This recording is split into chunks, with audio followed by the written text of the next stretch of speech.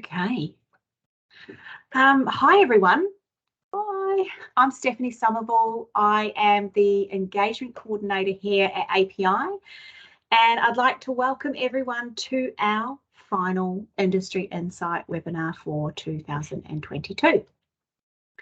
Online, we have myself and another staff member from the API. We've got our Program and Operations Manager, Michelle Murray. You will hear from her in a few minutes. We also have our alumni speakers and many of our API student bursary recipients. Today we will be hearing about the career progress that previous API bursary recipients have made in their careers and the advice that they would give themselves back when they were in your position at university.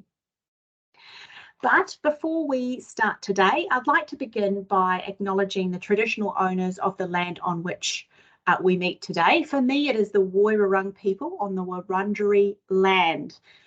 And I'd like to pay my respects to the elders past and present. And for those of you who don't know, that is Melbourne. I would also like to mention that this webinar is being recorded, and we do recommend that everyone has their cameras on and stays muted, but you're most welcome to turn your camera off if need be. We just like seeing your beautiful faces. If you do have questions throughout the presentation, please add them to the chat box so that we don't forget them and they can be asked in order of when they were written.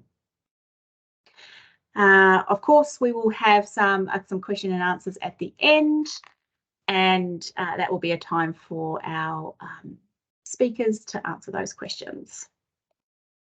So, what have we got planned for this hour of power?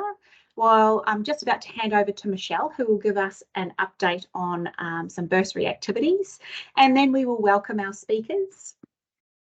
And then following the speakers, we'll have a Q&A. So what's happening in the bursary program, Michelle?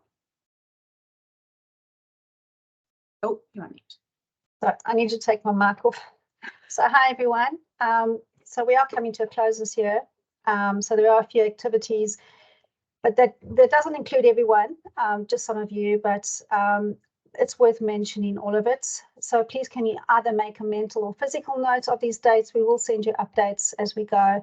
But for now, if you can just make these notes, if these activities refer to you. Firstly, the TJFME awardees.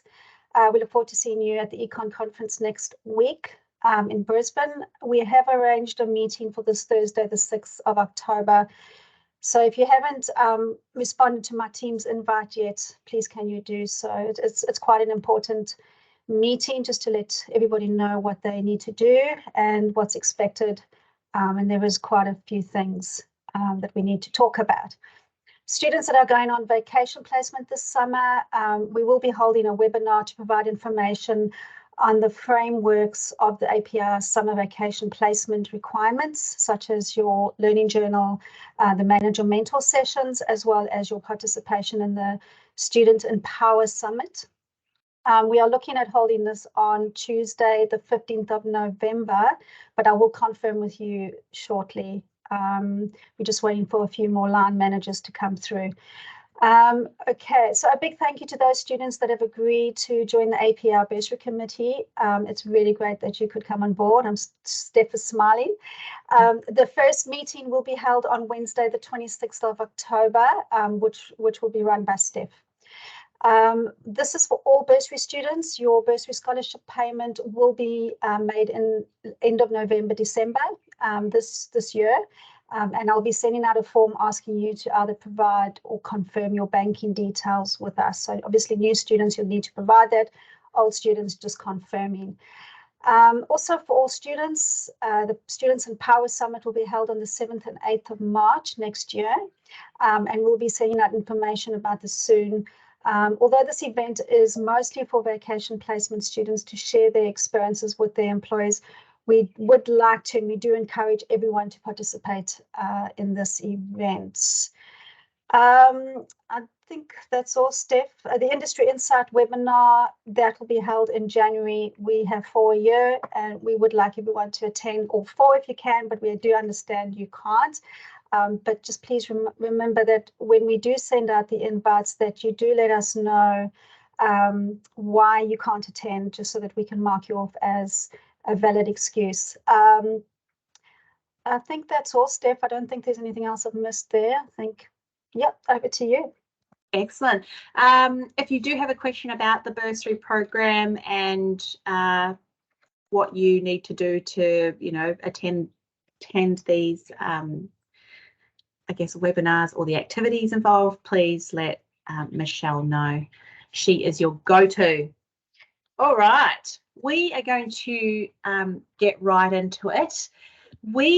So I sent out an email to our alumni of our bursary to see who would be interested in sharing what they've been doing, what they're up to, with where are they now, after they have received a API bursary. We like to think that the API bursary has helped them forge this path into a career in power. But I wanted to hear, well, I think everyone wants to hear firsthand from these, some of them recent, some of them not so recent, who have been out into the, in the corporate and professional workforce, what they're doing and what their advice would be for a younger them. So I'm going to hand over. We've got our first alumni speaker is Justin Cruz. Thank you. Yep. All right. Hi, everyone. Yep. Hope everyone's having a great start to their week. Just before I start, I'd just like to thank Stephanie for inviting us alumni to speak the current experience to the API students. Yeah, very happy to be starting the panel discussions. So a bit of background on me. So my name is Justin. I'm based in Sydney. I'm currently working at the Australian Energy Market Operator, or AEMO, as a project coordinator in a team called Onboarding and Connections. Some of you may have heard of AEMO in the news recently regarding the energy crisis, but for those of you who don't know AEMO, so AEMO's primary role is, as per the name, is the market operator for Australia's electricity and gas markets, as well as being a key enabler for the energy transition that's happening right now. So I guess you're probably wondering, how does someone get from university all the way to AEMO? Well, for me, it all started in 2015 when I began studying a Bachelor of Electrical Engineering, where I majored in power and a Bachelor of Project Management at the University of Sydney. I applied for the API bursary program towards the middle of my first year and got it, thankfully. And that's where my career in power really started. In the following years, I was given the chance to explore the industry, having completed vacation placements in Endeavour Energy in 2016 in the major project space, Ausgrid in 2017 in subtransmission, and finally in AEMO in 2018 in the congestion and grid modeling team. And I think it was really through these experiences, especially AEMO, which opened my eyes on future planning of our energy systems, which eventually led me to writing a thesis on renewable integration and impact on power system planning. But I wasn't always with AEMO all this time. Throughout university, I found that I really enjoyed the project space of engineering, especially in the power industry. And I guess back then in university days, I've seen the industry Australia-wide, and I was really interested in seeing the industry in a global scale. So after university, my first role was actually as a junior project manager at a company called Siemens. So Siemens is an engineering technology company which has a focus on electrification, digitalization, and automation. I started working in the smart infrastructure space in the electrification automation business. At the start of the pandemic, it was a very big challenge starting this time as a grad, But I think that I learned a lot while I led some of their SCADA and secondary protection projects.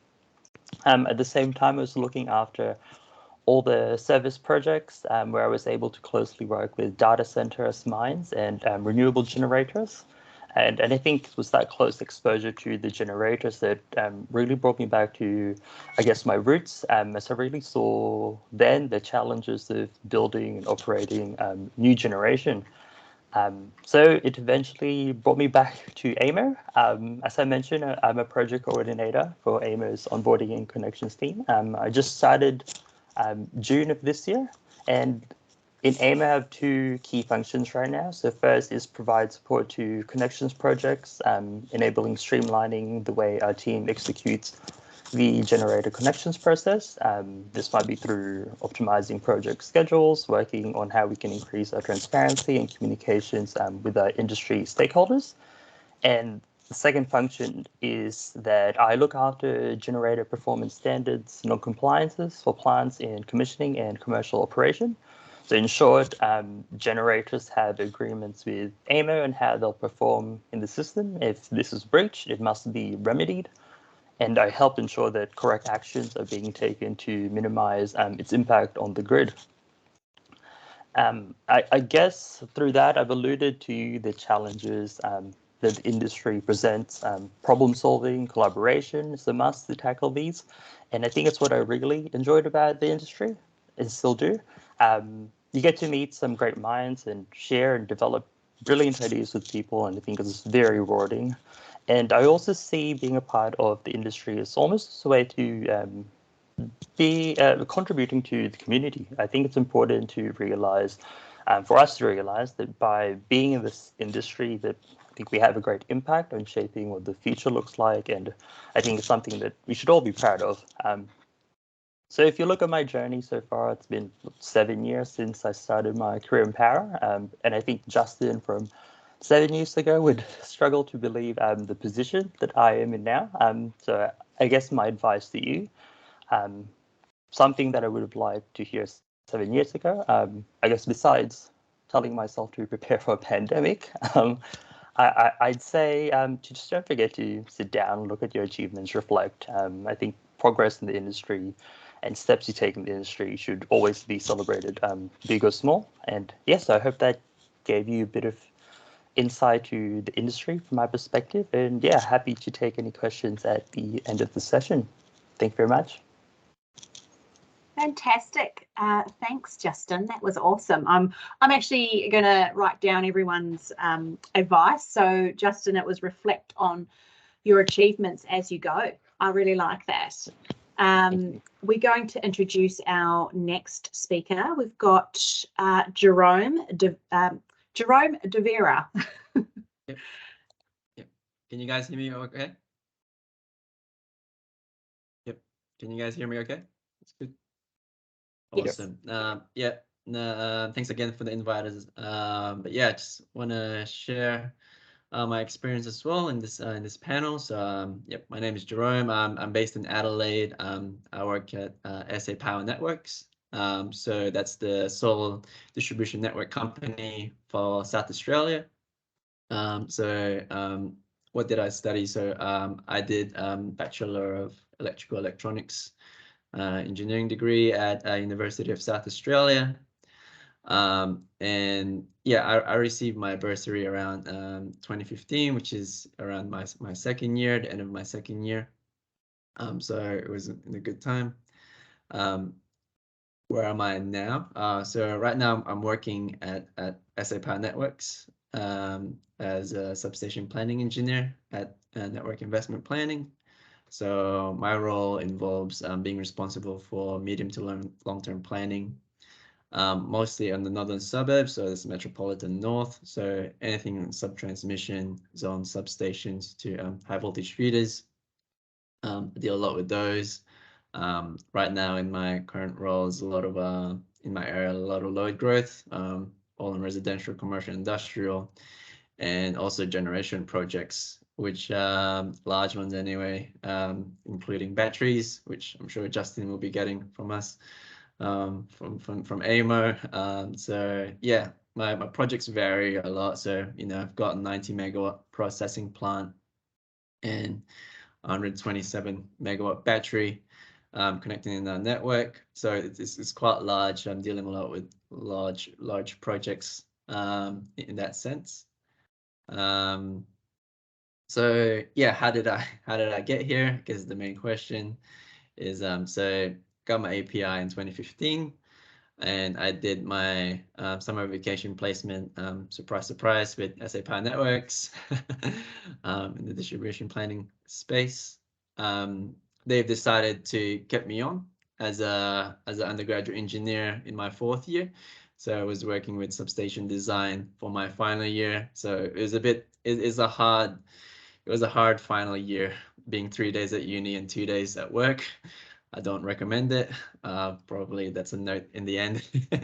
Don't do that. But yeah, I mean, it's very rewarding and got a lot of experience from it. And as a result, I got into their graduate program at SA Power Networks. Their graduate program really gives a lot of taste of different facets of different parts of the business. So we have a 6-month rotation. So I went with network control, learned a bit about SCADA, went to reliability operations, things to see how to prevent outages. I went to network planning, which is the department I'm in now. Engineering design, specifically in protection systems. So dealt a lot with those technical details, and also customer solutions, which is a bit more project management. So dealt hand in hand with customers on how to connect them. So it's really been good. So after my graduate program rotation, I've got offered obviously the position to where I am now, and currently handling the northern suburbs area, the metropolitan north here in South Australia.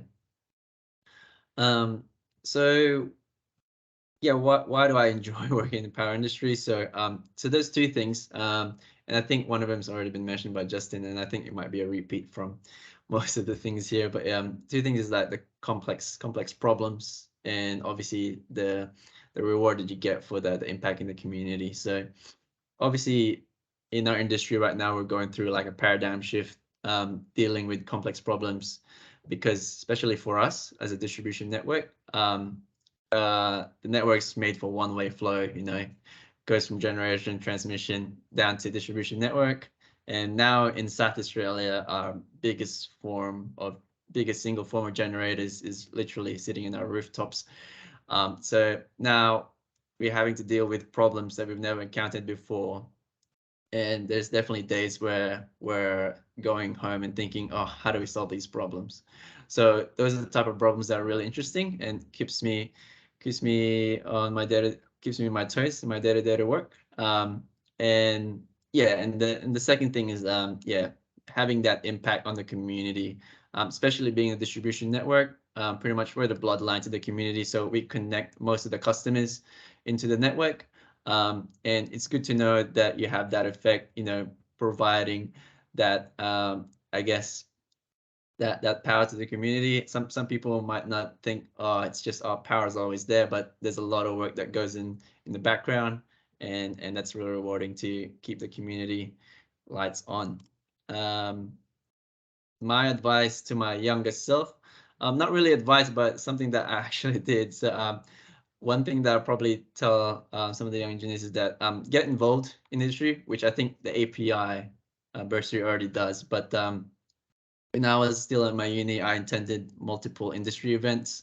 I went to networking events. I went to site visits, something that here not many people do. But I went to gas power plants. I visited wind farms, Hornsdale Wind Farm here in South Australia. I went to solar installations, those type of things. And it's funny because I remember going there, going to a network event as well by myself, on a technical seminar on SA Black Start event.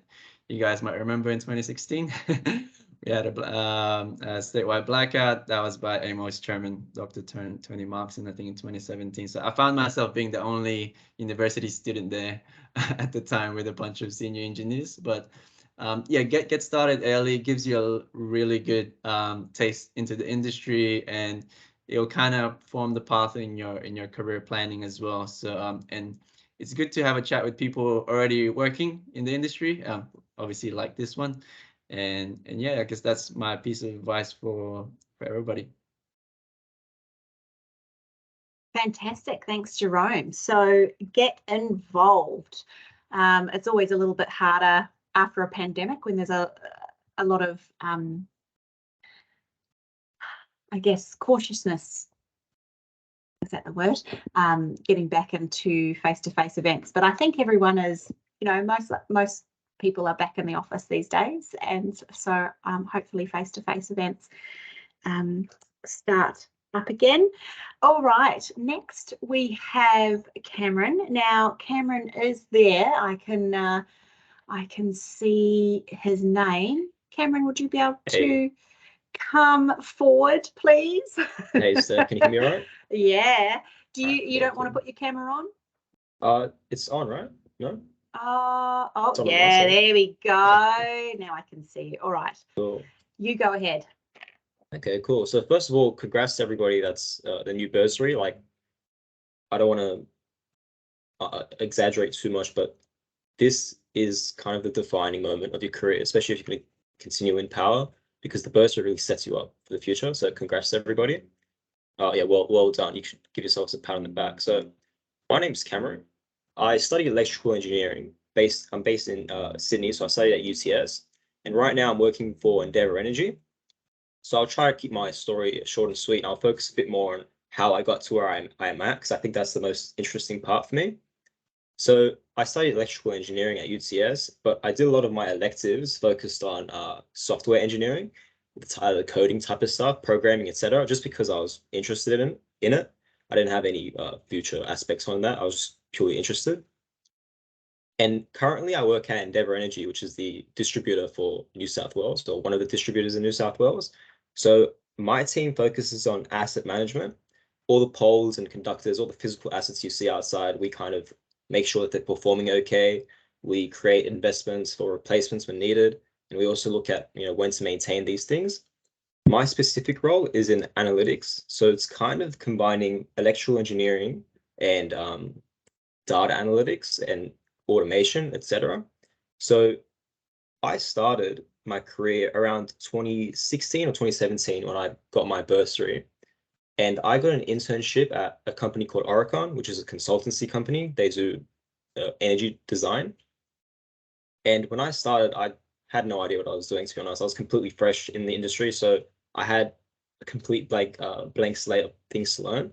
And I got involved straight away in creating automation, bringing automation to the company, creating Python scripts and C code, etc., to just automate some very manual things that people were doing back there. And that was purely because I told the people that I worked with that this was a skill of mine that I acquired just throughout uni and through my own interests. And that really kickstarted my career at Oricon because I became known as the coding guy, which could automate things.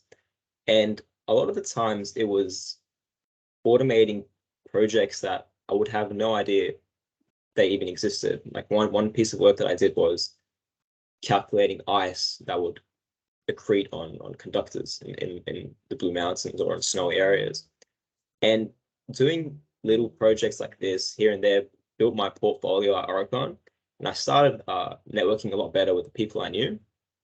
Fast forward 4 years, I got a permanent position at Oricon after my internship, and I worked there casually whilst finishing my uni degree. Fast forward a couple of years, I'm now at Endeavour Energy, and I got this position as asset analytics engineer simply by being close friends with the person that sat next to me at Oricon. So he referenced me, and I kind of got poached. And I'm really happy at Endeavour Energy. It's a great place to work, and it's really exciting because you're connected with the community. You're a distributor, so I can literally go outside and see our assets on the street and around about. So you are really connected with the community. But it's funny to think about how just somebody that one day came and sat next to me gave me this opportunity to work at Endeavour Energy. So the things I'm doing now really combine my two passions, which is one, electrical engineering. First and foremost, I'm an engineer, and second, which is coding. So I've started to learn a lot more about software development, creating web applications, creating websites, creating dashboards, etc., and bringing more automation to Endeavour Energy. So I get to combine my two passions at Endeavour Energy. So that's just like a little side note. I recommend everybody to, find something that you're interested in and try and, weave it into your day-to-day work, because most of the time there is value in what you do. So the thing about the power industry right now is that you'll probably hear all the alumni say the same thing, is that we're in the middle of a huge transition. You can see cars nowadays that are completely electric, and you've got Tesla vehicles. These are batteries that are mobile. When you come home and charge it in, how does that affect our network? With transitioning to renewable energy, there's so much going on. So it's super exciting to be in our position, especially, the younger folk, because when we get a bit more senior into our careers, we're going to be at the forefront of these, trying to solve these challenging problems. So it's really exciting to be in the power industry. Also, I mentioned it before, and I think Jerome mentioned it too, the fact that we're in as a distributor, Sapin and Endeavour, we're really closely linked to the community. I remember the first time I joined Endeavour, I kept hearing everybody say customers. And I was thinking, like, well, we're not a retailer, we're not some clothing store. Why are we saying customers? And I realized, no, they are our customers. We are providing a service, which is electricity. So that whole concept of, trying to meet community expectations and keep people happy was something that I wasn't doing before at my old job. So I think that's a very exciting part as well, having that community connection. You can talk to your friends about what you do. It's very visible. It's right there in front of you. And in terms of advice, there are a lot of things I wish I could tell myself back when I first started, but I think the main one, which covers most of it, was to just be a bit more confident in myself. We're all smart to be, we're all smart engineers to be in the position that you've received the bursary API. You're obviously driven, and a lot of the times when you're in your career, there isn't just one answer to a problem that you're working on. And a lot of the times when you're stuck into a project, you unknowingly become, the expert on that project. So a lot of the times you are the one to provide the best solution. And I would often get caught up in other people's ideas, which is of course you want to take in other advice, etc. But a lot of the times you are the expert on the project that you're working on. So just be super confident in yourself and try to how do I put this without sounding mean? Try to push your ideas as much as you can whilst taking advice from others too. Because you're a young engineer, sometimes you can come across situations where your ideas will just get shoved away. Try to be confident in yourself. If you know something's correct, if you know something's right, just push along and just be strong with it. So that's the one thing I could give myself, and I think that would help out a lot in terms of giving me new opportunities and new projects to work on if I was a bit more confident in myself, and also just allow me to do things in a high quality with high quality. So that's the main advice I'd give.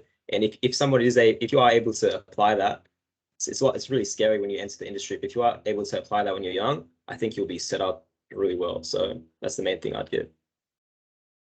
Oh, I really like that. So there was a few points there. Confidence is key. Be the expert. Find the solution. Push your ideas, but take advice as well. That's a good way to summarize it. And I really liked, you said something earlier when you mentioned that you were the person for, known for coding, is find something that you love at work and be known for it. Yeah, that's right. Build your reputation. Yeah. Yeah. Cool. Awesome. Cool. I am going to now pass over to Valerian McCaskill. I know you're there. Oh, you're there. Oh, there. I'm here. I've Wonderful. got a little PowerPoint if that's okay. Yeah. We'll see. Okay, let's see. Hopefully that works. See if it works. Do you see this? Dun, dun, dun. I can't see anything just yet. There we go. Okay. It's a bit, I hope it's good enough quality. So my name is Valerian. I'm working as a senior power systems engineer at Smarter Power Solutions. I'm currently on a secondment to Transgrid at the moment in their grid connections team. So a bit about me, I grew up in Hamilton, which is like halfway between Adelaide and Melbourne. And when I was a lot younger, I had no idea what engineering was. Hamilton's very famous for its annual sheep convention called Sheepvention. So there's my sister on the left. She's studying law at the moment. My parents, my dad works on a farm. My mum works at the local kinder, and my partner on the right. So growing up, I did a lot of hiking around the Grampians. I also started playing in a band when I got to Melbourne and still gig quite a bit. So I studied electrical and computer systems engineering at Monash, and I did a double degree with finance. So I finished my engineering degree at the end of 2018, then started working full time. The finance degree hasn't really been too useful for me yet. Yeah, through uni, I signed up for a lot of stuff. Like I signed up for a bunch of Telstra hackathons, and ended up winning one, luckily. Another thing I did at uni was something called the New Colombo Plan, which basically got paid fellowship to go to Malaysia to do exchange and internships. And they don't really get many engineers apply for this. So from what I know, the engineers I know got in. It's like a really good program that gives you like a lot of experience, and they organize internships for you overseas as well. I did another program called the Global Discovery Program, where I spent some time in New York. Same deal here, like barely no engineers I heard applied. And yeah, you got to meet a lot of people in New York through this program, and you kind of get to learn that connections are really important to get places. So at the moment, I'm at Smarter Power Solutions. So we're a pretty young and small consultancy. We're focusing on renewable projects and specifically power system modeling. And then this is my Transgrid team here.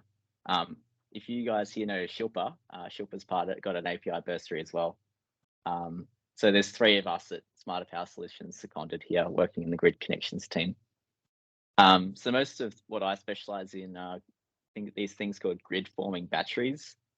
So basically when anyone wants to submit an application to connect a generator or battery, they submit like an application package and some models, and then our team reviews that application, determines if what they've proposed can work and what changes might need to be made. So for me, that involves like a lot of Python for automating large amounts of studies. We have a 4-state model in PSCAD, which is the modeling system we mostly use to simulate the whole network and see if the generator meets its requirements and if it causes any adverse effects. So I describe it as being very data science heavy, which is good because like I enjoyed coding a lot more at uni than power systems, to be honest. So it's good that I ended up in a space where I do a lot of coding. So how I got here. So I got an AMO internship through the bursary program in 2016. So I worked part-time. Then as part of the New Colombo thing, I worked in like a solar design company in Malaysia. Then I worked for this small consultancy called Clean Technology Partners in Australia that focused on renewables. And then I recently moved to Smarter Power Solutions, where I'm based in Transgrid now. So yeah, I used to do a bunch of work at Clean Technology Partners on microgrids. This is the University of Adelaide Roseworthy BESS at their campus. This is like a solar farm up near Mildura, which I was able to commission. And then this was my team over there. So I got to travel around a lot and see a lot of sites. Just for a funny anecdote of how I got in here, this guy here, Chris.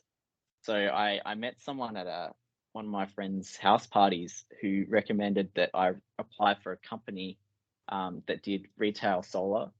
So I tried applying and I didn't get in, but he referred me to someone else, Chris here, who was looking for someone that was interested in doing solar design. And then a few months down the track, I ended up getting hired by Clean Tech while I was at uni. I started working there, which is like smaller companies don't really have proper HR. So if you reach out and then you don't hear anything back, it's usually because they just don't have any HR. And so if you're interested in small companies, that's what I'd recommend. Just literally reach out and contact them. Yeah, why do I enjoy what I work in? Well, I guess the area I'm in, it's got quite a lot of chaos in a good way. So it means a lot of problem solving and quite a lot of autonomy. If you look at this graph here, we can see that this is from the AMO ISP, Integrated System Plan. You can see that we're here, and in the year 2050, there's going to be a lot more PV, wind, and so on. There's going to be a lot of engineering that's going to happen between here and here. So there's a lot of challenges, and yeah, I think it's quite interesting. Yeah, you also get to work in a very smart team, and the area that, like, power engineering in general is very broad. I think most of the people that are presenting here are in completely different areas of it. So, you know, if you're in it, you can kind of carve out your own niche. Yeah, so what I tell the younger me, do lots of stuff. So be an opportunist. I give a asterisk here because you kind of have to just like think of what things are worth your time, because you only have so much time.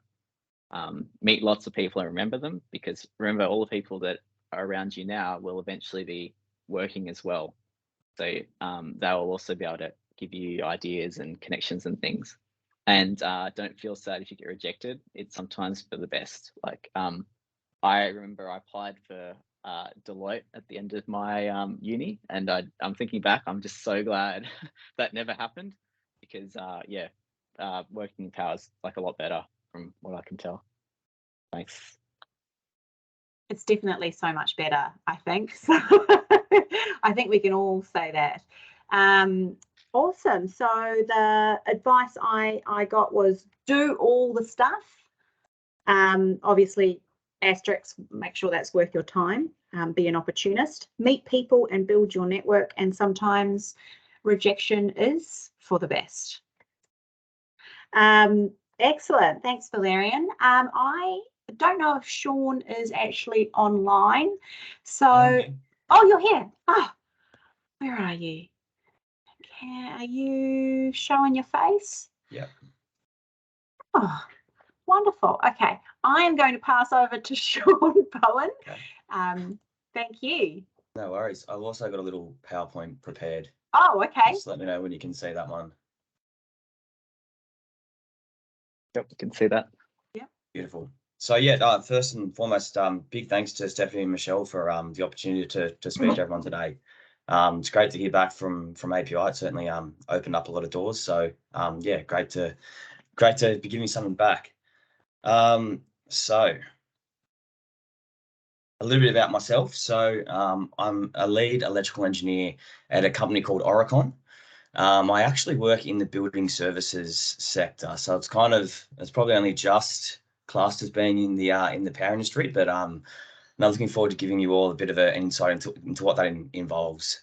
So myself, I studied at the University of Sydney and finished up my studies in 2014, studying a Bachelor of Electrical Engineering, majoring in power. So I received the bursary at the end of 2011.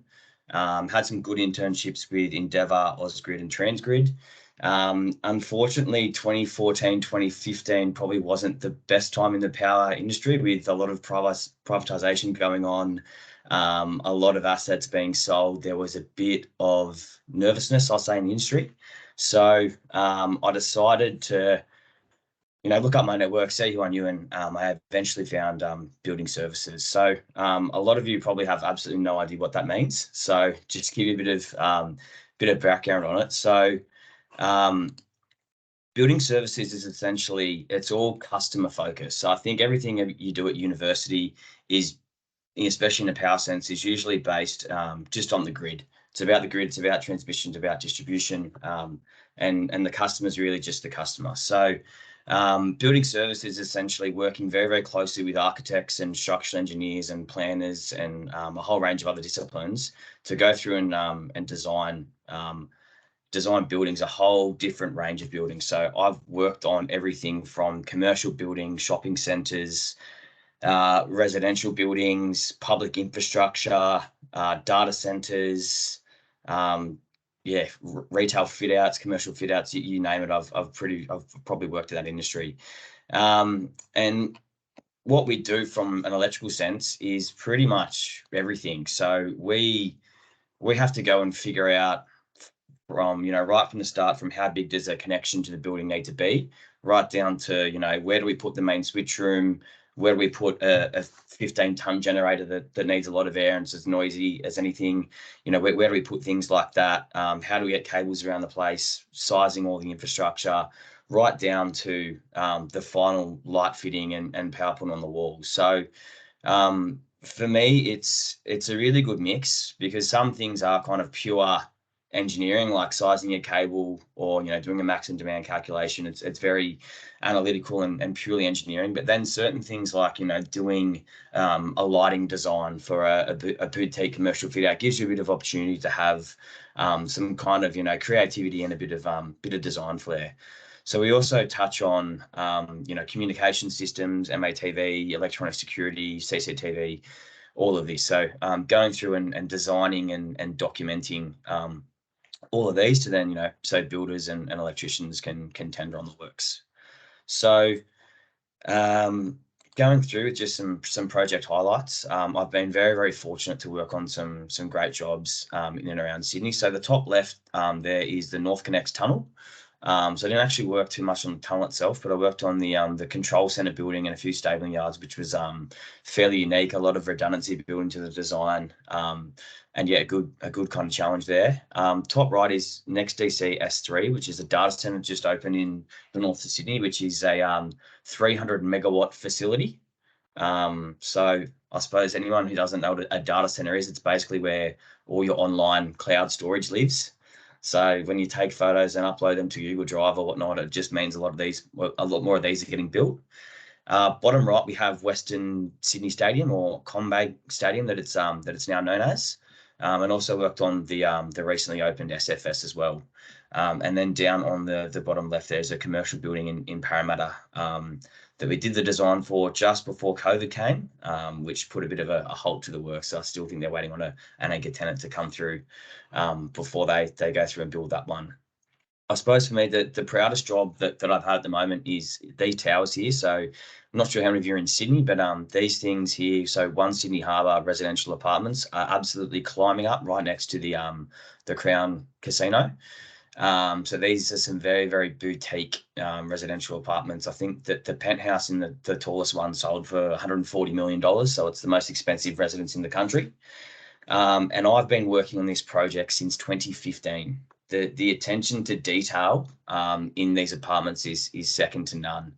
And just the amount of services that go in there that need to be coordinated, it's a very, very drawn out design process. But after such a long wait and such a long design period, it's very, very rewarding to see them, you know, climbing up almost as big as the Crown Casino, and getting out on site, you know, once every fortnight or so to have a look at the progress. So what does an average day look like? So there's obviously a lot of desktop-based tasks. So going through to designing, you know, designing the low voltage power network for the buildings, designing all the lighting, which you can see in the bottom left, which is pretty cool.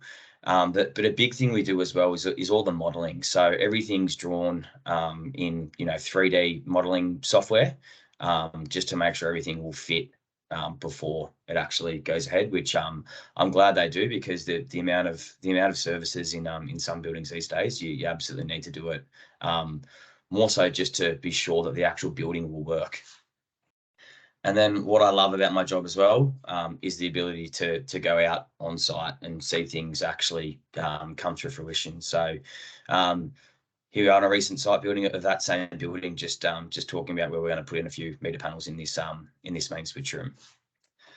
I suppose now though, I'm finding myself really starting to move up the ladder and really starting to kind of being more so of an engineering manager. So Oricon do a lot of, we do just about anything when it comes to engineering, and we don't just do like electrical on a project. We do a range of other disciplines. So I'm now taking on more PM type roles within the business. So getting a lot more of a sense for, you know, structure, civil, mechanical, fire protection, traffic, ESD, acoustics, all that kind of stuff, which is definitely has maybe come out of my comfort zone a bit, but it's definitely been incredibly rewarding. So the power industry, what I like about it, particularly what I do in the building services sector, it's every job is different. No two jobs are ever the same. So work is a lot of things. It can be stressful.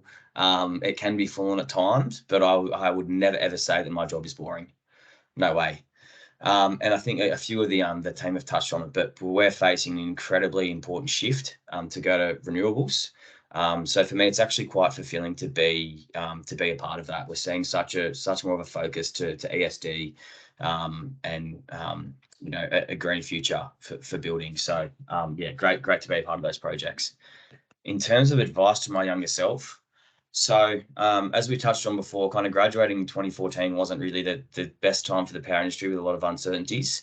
You need to have industry contacts. You need to have connections. So I was quite lucky that I knew someone in the Oricon team, and I got the opportunity through that way. And even now, seeing that for a private company, you know, getting involved with hiring and that kind of thing, if someone within the team at the moment can recommend you, you're always going to be preferred over someone that's just kind of, you know, sent a blanket resume in through Seek or through the online portal or something like that. So network, make contacts, get on LinkedIn, pester people, do what you need to do.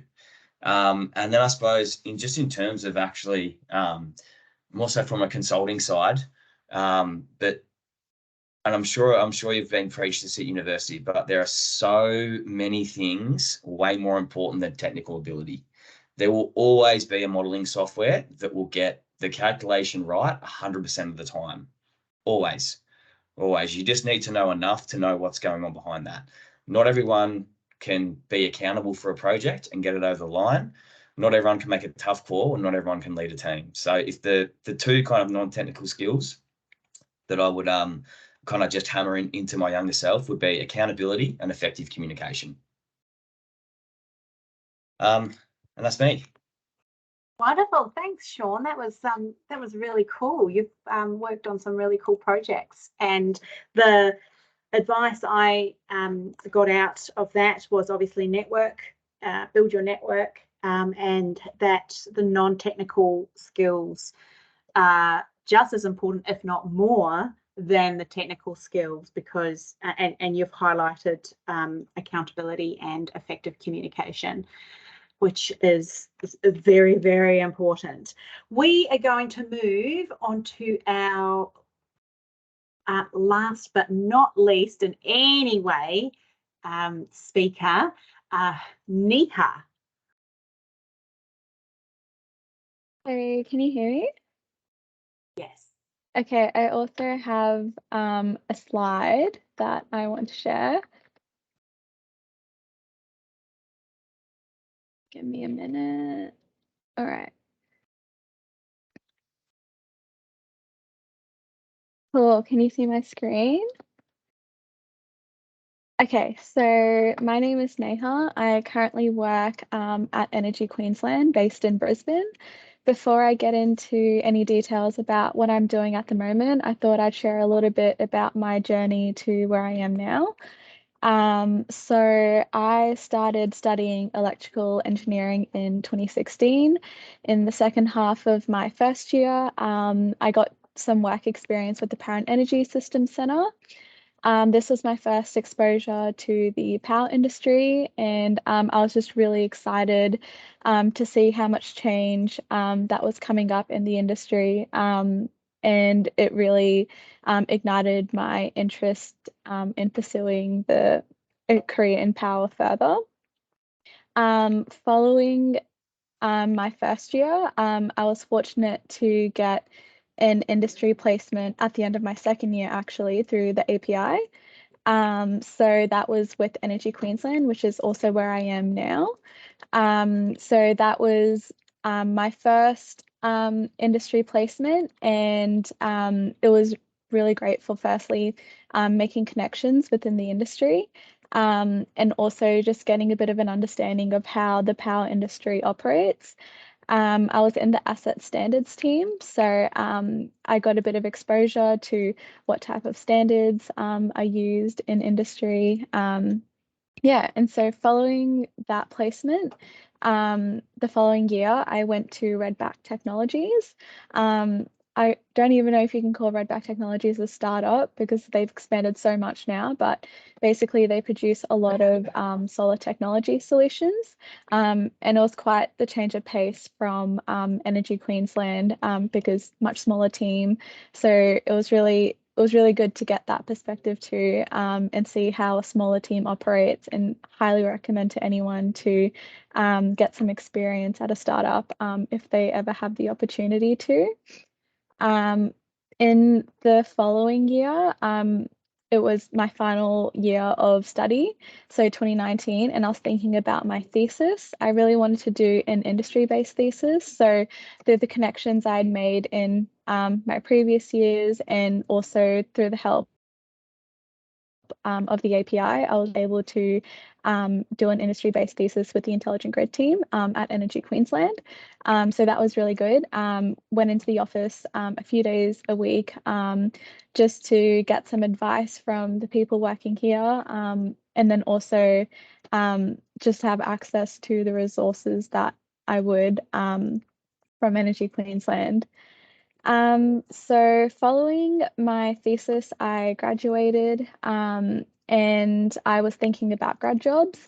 Consulting was a space that I hadn't explored and was really curious about. So I accepted a role in the renewables transmission and distribution teams at AECOM. So as you can imagine, the work was very client-centric, and I really enjoyed it because I was able to work on multiple projects in one time, and I really felt like there was a steep learning curve, which is good because you want to try and get involved in as many projects and learn as much as possible early in your career. I do have another slide actually for this. Yeah, so while I was in the renewables team, I did a bit of work with the grid connection assessments of upcoming solar and wind farms. Was also involved with microgrid projects. Whilst in the T&D team, I was doing a lot of circuitry design work and feasibility assessments. So that was a lot of simulation type work. I then moved to Energy Queensland, mainly because of the rotations that I'd have access to, and also technical and professional training opportunities that I didn't have access to whilst at AECOM. And I knew that would help me with getting chartership. So that was one of the reasons why I jumped over to Energy Queensland. So whilst at EQL, I've done a few rotations to date. So first one was with substations design. A typical project in substations design would be to replace all backup relays at a given substation. And so that might involve input from protection engineers, layout designers, field crew, and basically the output of a project and substations design would be a set of drawings that would then go off to the field and be implemented and commissioned. I then went to protection design next, and so that was a lot of 11 kV and 33 kV grading type jobs. So it was back to basics. I did a protection course at uni, which I actually pulled out the notes for and was looking at to figure out how to do the grading, and very technical and niche space, which was good. Then went into engineering field support. So it's literally out on the field with the field crews. It's really good to try and get as much field experience as possible because firstly, it's good to maintain that communication with field and create a two-way comms path. And also it was a big learning opportunity for me. So I got to see maintenance type jobs, live line work, fault investigations. There's so much work that they get involved in. So I was out there for 6 months and basically going out to a different substation every day. So it was very exhausting. Yeah, I have a huge appreciation for the field crew, given that now I just sit in the office in front of a desk every day. So definitely a huge change of pace. I'm now in the network connections team in the generator stability assessments team. So few people have touched on it, I believe Valerian and Justin. So whenever we receive a generated connection request, my team ensures that the connection will comply to clauses given in the National Electricity Rules. So that involves a lot of PSCAD modelling, PSSE modelling. There's a lot of back and forth between ourselves and the customer who wants to connect, as well as AUMO, of course. And I'm personally looking forward to getting into the negotiation side of things a bit more. Yeah, so some tips that I'd give to undergrads, and you guys have already heard this, but get involved. There's obviously the societies at universities that you can join. There's really good international groups as well, like RoboGals and Engineers Without Borders. I participated in a Nepal Design Summit in my final year of uni. So I went to Nepal for 2 weeks, and we got to stay with the village for 5 days. And basically the goal was to contribute something to the village using resources that they already had access to. Yeah, so that was really exciting.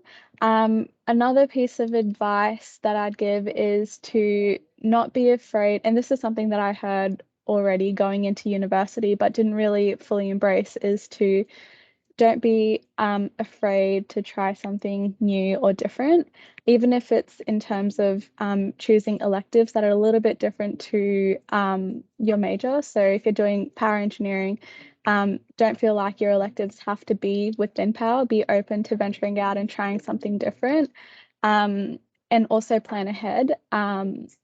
For example, exchange is something that I regret not doing, a long-term exchange.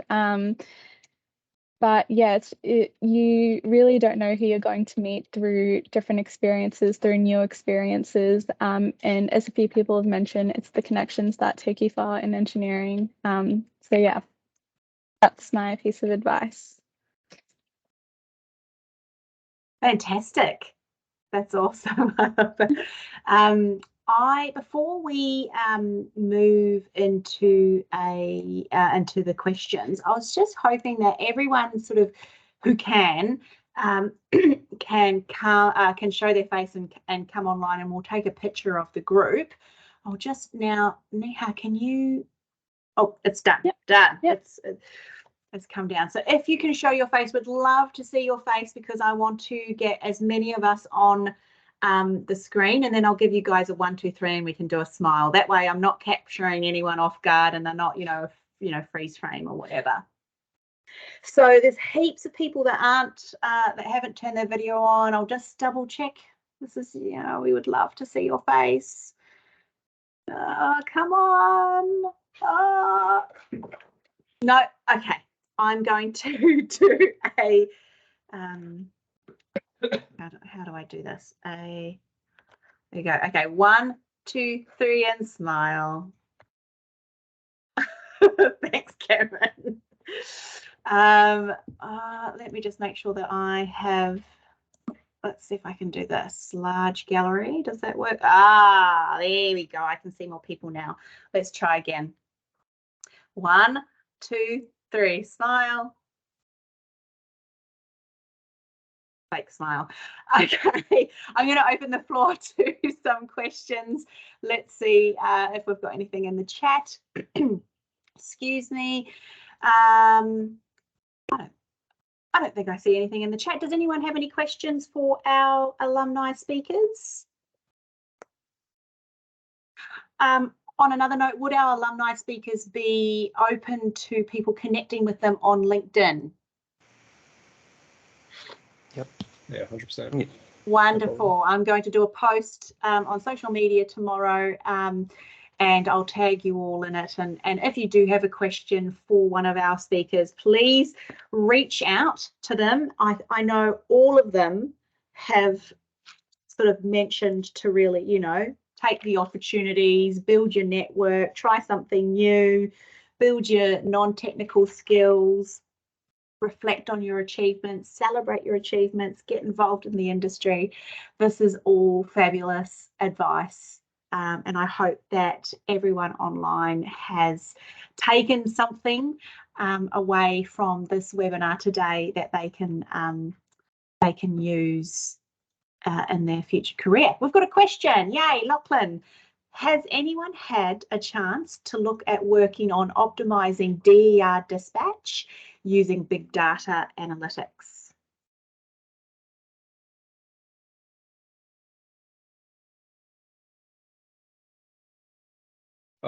Hey Lachlan, I had a project a while ago which kind of looked at something. It wasn't necessarily DER related because it was focused on just PV, so no EVs or anything. But there was like an optimization tool or some methodology that we used to kind of optimize the exports as well as the firming required, so any batteries required, etc. So that was something I worked on. It was pretty cool, but it was kind of like a 2-day thing. It wasn't super detailed at all. Oh, does that answer your question, Lachlan? Yeah, in my old job I had a like a project where we tried to optimize for batteries using a like a linear programming solver. So it's pulp in Python, and we had to try to optimize based on a bunch of different ways that you can make money with batteries, which is like energy arbitrage and so on. That's yeah, but I don't know what happened to it because I left the company before it got implemented. That's great. Thanks, guys.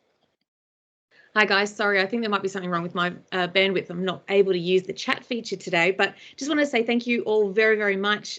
Sean in particular totally resonated with yours. But I did have a really quick question for Justin. I come from the project management space as well. I'm just curious, how do you feel that your electrical engineering degree has actually contributed to the work that you're currently doing? In terms of, that's a good question. I guess for me, the way it really contributes is that as project manager, we do rely on a team, but I guess where we can, we do apply our electrical engineering knowledge, be the first, I guess, line of checks to do those quick checks for engineering, for the engineers where there is the need for, I guess, additional checks. That's when it's then escalated to engineering teams, senior engineers, to principals. But I guess it's important that, having that background as a project manager within the industry, you really allow yourself to understand what's happening in front of you without too much reliance, I guess, especially now with the resourcing issue with many industries face, having that skill for electrical engineering, do those initial checks before proceeding and really, delegating and moving the work to the right avenues would be where it would really fit in. Oh, thank you. Any other questions before we say our farewells? I had a question for Neha or anyone really who's worked in both NSP or consulting. I just wanted to get your view on, I guess, which one do you enjoy? And I guess a lot of NSPs offer the graduate program and then you do your rotations. And how do you value that as opposed to like a consulting where you go straight into specializing in something? That's a good question, and one that I tried to get some insight on from a lot of people when I made the switch to Energy Queensland. But I think it's really preferential. One of the reasons I started off in consulting is because, firstly, I hadn't gotten experience at a consulting before, but also I knew, and also once I started working there, I realized that you're able to work on a diverse range of projects. So sometimes, depending on what team you're at the utility, you may not have access to opportunities like that. And also consulting companies, depending on which one, are international. So you have opportunity to work abroad as well, if that's something that you're interested in. In terms of like whether you want to come to a utility, the good thing with the grad program that I'm part of is that you get to rotate through different parts of the business. So you're not stuck in one team. You can experience how the whole business operates. Whereas at a consulting company, you're in one team, and you're required to deliver to a set of clients. Usually, and then again, it's really dependent on the team that you're in and the consultant, but it can get repetitive if you always get the same clients. Not sure if others from other consulting companies have different opinions, but that was my experience. Cool, thank you.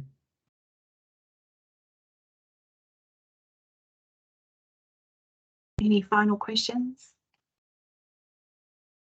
Hello, I had a question for Neha as well. Mm-hmm. Just concerning your employment at Energy Queensland. I was curious to know what were your thoughts when it comes to the pros and cons of working in a field as opposed to working in the office? What was your experience like? I understand it was very demanding when you were working on the field. What was that like? How does that differ from what you're doing right now? Yeah, so I guess being in the office, you do a lot of the behind the scenes work. You come up with the designs, you create settings for relays, for example, or yeah, depending on what team you're in, the work that you produce varies. But when you're out in the field, there is a lot of communication with the designers in the office, but you're basically given like a set of drawings and you're asked to wire up a panel, for example. So they have their own training that they take before they go out into the field. So obviously they're a lot more well equipped to handle those types of jobs. But a lot of the work and also the field crews, they're grouped depending on their skill set. So there's like an underground group, there's an overheads group, there's a protection group, there's civil group. And depending on what group you're in, you're given assigned different types of jobs. And yeah, each group has different demands in terms of workload and also the conditions in which you work. So protection group is usually indoors inside 11 kV room, wiring up a panel, whereas overheads might be mainly outdoors, climbing poles, and then of course each group has different safety concerns as well. So yeah, does that answer your question, or was there something specific you're looking at within the field space that you wanted to pursue further? No, that was good. I just wanted to see what your experience was like to get a little bit of an insight as to what it is like. Thank you. Yeah, all good.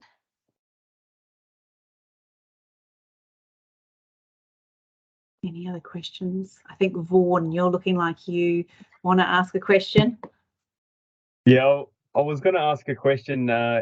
It was something that Miha mentioned earlier.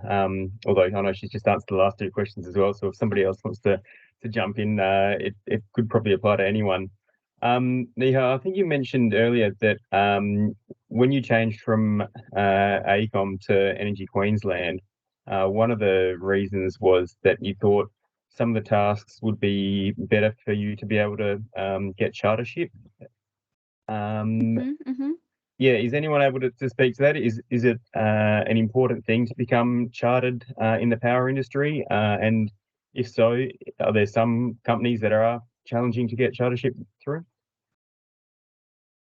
So getting chartership is a long process. So you have to, I guess, when you apply to become a chartered engineer, you have to put together a portfolio that demonstrates, I guess, your learnings as an engineer to date. And at Energy Queensland, through each of the rotations I do, I'm given a budget for technical training and professional training, which is why I said being at EQL would be easier for me to work towards chartership compared to somewhere like AECOM where I didn't have access to a training budget. That doesn't mean it's harder to. It might just mean, I guess you would have to push for it more with your manager and pursue training opportunities. And in terms of whether you have to, you definitely don't have to, but it's usually at most workplaces highly encouraged. Yeah, does anyone else have any other opinions? Yeah, I suppose on that, yeah, it is definitely highly encouraged. And we're starting to see, like in a lot of So I'm in Sydney, but we're starting to see in a lot of other states it becoming in the consulting world a requirement to actually sign off or verify a set of drawings. So it's probably I think it's required in Victoria and Queensland. Probably only a matter of time before it gets to New South Wales. So yeah. I suppose, yeah, I found that you have to be a little bit kind of self-motivated to get it done. I'm in the process of doing it.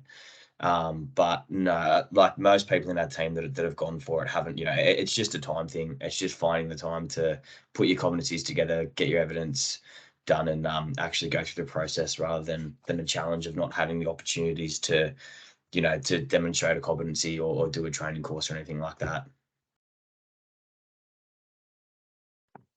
Yeah, great. Thanks a lot for that, guys.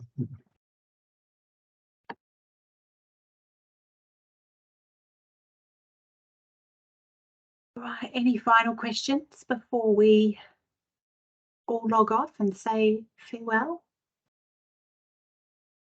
Just as a reminder, you'll be able to connect with our speakers today through our social media post tomorrow, which will also highlight some of the advice that we've heard about today. It's been an absolute pleasure hearing from the 6 of you and your very different career paths post receiving an API bursary. We're so happy to have you part of our community, and I'm sure we will keep in touch with you all, and I'm sure that our current API bursary students, especially the ones that are on today, that have logged on today, will have a just as rewarding career as you guys have had.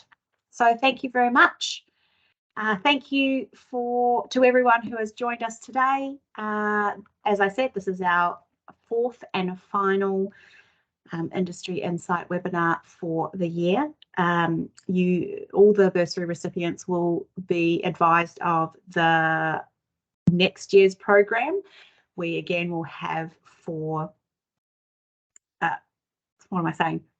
Industry Insight webinars. We try to make 2 technical, 2 non-technical, and one of those is our celebration event where we welcome the new bursary recipients for the year. Anyway, thank you very much. I hope everyone has a fantastic rest of their Tuesday. I know in some states you guys still have a couple more hours, but here in Victoria it's almost knock-off time. So I hope everyone has a wonderful evening. Thank you. Thanks, Steph. Thanks, Michelle. Thanks all. Bye. Bye. Thanks all. Bye.